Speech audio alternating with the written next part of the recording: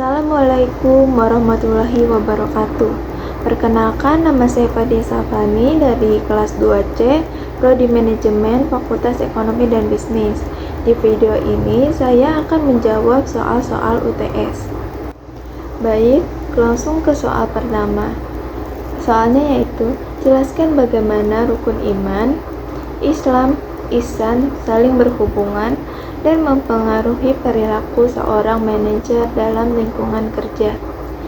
Berikan contoh nyata dari situasi yang mungkin dihadapi. Jawabannya yaitu, iman kepada Allah mengingatkan manajer bahwa setiap tindakan diawasi oleh Allah.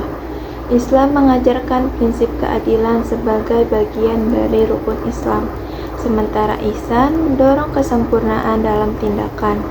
Tiga konsep tadi dalam ajaran Islam yang saling berhubungan dan mempengaruhi perilaku seorang individu, termasuk seorang manajer dalam lingkungan kerja. Rukun iman, manajer percaya kepada takdir Allah bahwa setiap kesulitan memiliki hikmah. Ia tetap optimis sambil mencari solusi.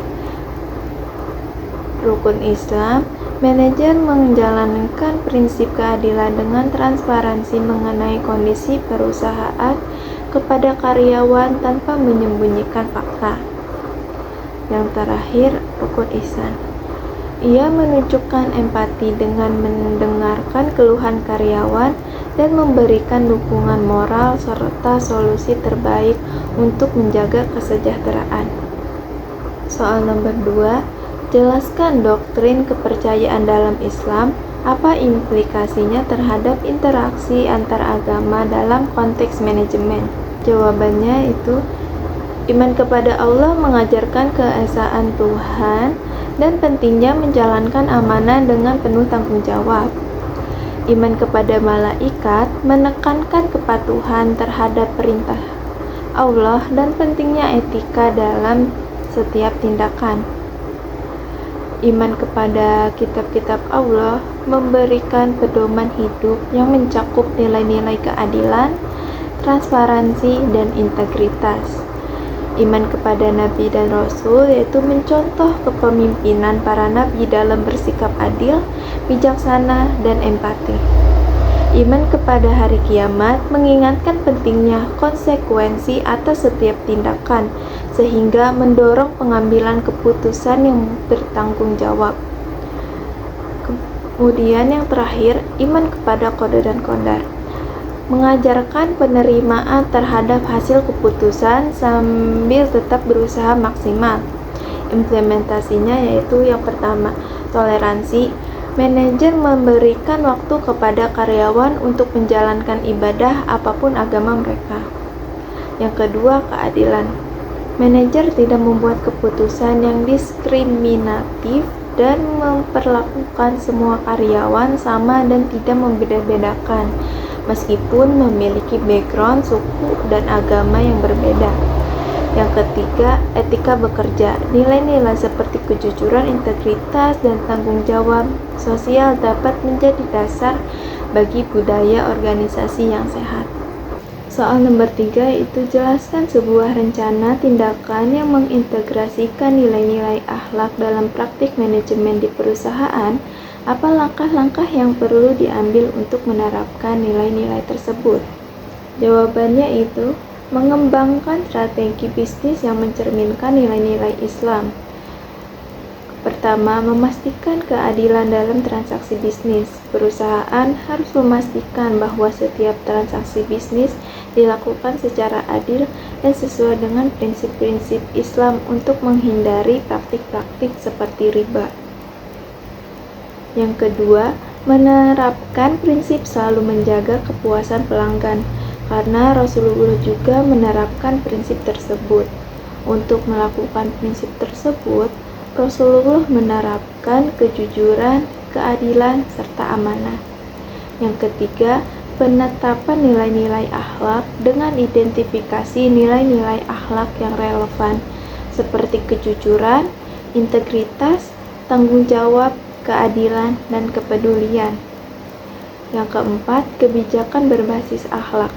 Buat kebijakan perusahaan yang mencerminkan nilai-nilai akhlak termasuk kode etik yang jelas. Soal nomor 4, jelaskan contoh situasi di mana birrul walidain atau berbakti kepada orang tua dapat diterapkan dalam konteks profesional. Bagaimana hal ini dapat mempengaruhi hubungan kerja dan budaya organisasi? Jawabannya, definisi birrul walidain adalah untuk membentuk keharusan yang menjadi sifat fardu ain bagi anak untuk menunjukkan akhlak yang mulia kepada kedua orang tua dan melakukan kebaikan kepadanya. Kemudian di dalam Islam menekankan pentingnya menghormati, memberikan perhatian, dan merawat orang tua. Contoh situasi birrul walidain dapat diterapkan dalam konteks profesional, yaitu ketika manajer ada karyawan yang meminta izin untuk merawat orang tuanya yang sedang sakit, manajer dapat menerapkan nilai birrul walidain dengan memberikan keringanan kerja atau memberikan cuti kepada karyawannya. Dengan itu, karyawan merasa dihargai dan membangun motivasi semangat bekerja. Soal nomor 5, identifikasi dan jelaskan 3 sumber ajaran Islam yang paling relevan untuk pengambilan keputusan dalam manajemen. Bagaimana sumber-sumber ini dapat digunakan dalam praktik sehari-hari? Jawabannya, etika bisnis dalam Islam didasarkan pada prinsip-prinsip Al-Quran, As-Sunnah, dan prinsip musyawarah atau syura. Prinsip-prinsip etika bisnis Islam didasarkan pada Al-Quran. Terdapat beberapa prinsip etika bisnis Islam seperti keadilan, pentingnya kejujuran, keadilan, dan keseimbangan dalam segala aspek bisnis. Pelaku bisnis Islam harus jujur dalam segala hal, termasuk dalam menyampaikan informasi produk atau jasa yang ditawarkan. As-Sunnah adalah praktik dan ajaran Nabi Muhammad SAW yang menjadi contoh bagi umat Islam. Musyawarah adalah prinsip konsultasi yang dianjurkan dalam Islam. Manajer dapat mendorong diskusi terbuka di antara anggota tim sebelum membuat keputusan penting. Soal nomor 6, jelaskan proses ijtihad dalam konteks modern. Apa tantangan yang dihadapi oleh para ulama dalam menerapkan ijtihad di era globalisasi dan teknologi saat ini? Jawabannya, secara etimologis, ijtihad berasal dari kata jahada yang artinya berusaha keras. Jika dilihat dari praktiknya, ijtihad merujuk dalam upaya seseorang mujtahid untuk menggali hukum dari sumber-sumber Islam seperti Al-Quran dan hadis, serta mempertimbangkan konteks sosial yang ada. Dengan demikian, ijtihad menjembatani antara teks klasik dan tantangan modern yang dihadapi umat Islam. Ijtihad menjadi penting untuk menjawab isu-isu baru yang tidak secara langsung dijelaskan dalam teks-teks klasik seperti teknologi keuangan, bioetika, dan hak asasi manusia. Ini memungkinkan hukum Islam tetap relevan dalam konteks modern. Tantangannya yang pertama, tantangan globalisasi. Globalisasi membawa tantangan tersendiri yang dimana perbedaan nilai dan budaya seringkali bertentangan dengan prinsip hukum Islam. Globalisasi telah mengubah cara pandang dan perilaku masyarakat, termasuk dalam hal kehidupan sosial, ekonomi, politik, dan budaya. Yang kedua, adanya skeptisme di beberapa kalangan. Selanjutnya, soal nomor 7. Jelaskan rancangan sebuah program pelatihan untuk manajer yang mengedepankan nilai-nilai Islam dalam kepemimpinan. Apa saja komponen utama yang harus ada dalam program tersebut? Jawaban soal nomor 7. Kepemimpinan dalam Islam mengajarkan nilai-nilai seperti keadilan, amanah, kebijaksanaan, dan kasih sayang. Mengambil teladan dari Nabi Muhammad SAW, para sahabat dan tokoh-tokoh Islam lainnya, mereka menunjukkan bagaimana menjadi pemimpin yang adil, bijaksana, dan penuh kasih sayang terhadap umatnya. Komponen utamanya yang pertama, pengembangan karakter dan etika kepemimpinan. Kedua, kepemimpinan yang adil dan transparan. Yang ketiga, musyawarah atau syura dalam pengambilan keputusan. Yang keempat, evaluasi dan umpan balik. Yang kelima, pengembangan tanggung jawab sosial.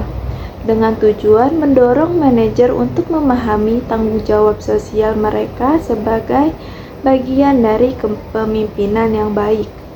Selanjutnya soal nomor 8. Jelaskan bagaimana pemahaman tentang rukun agama dapat membantu seorang manajer dalam membangun tim yang solid dan harmonis.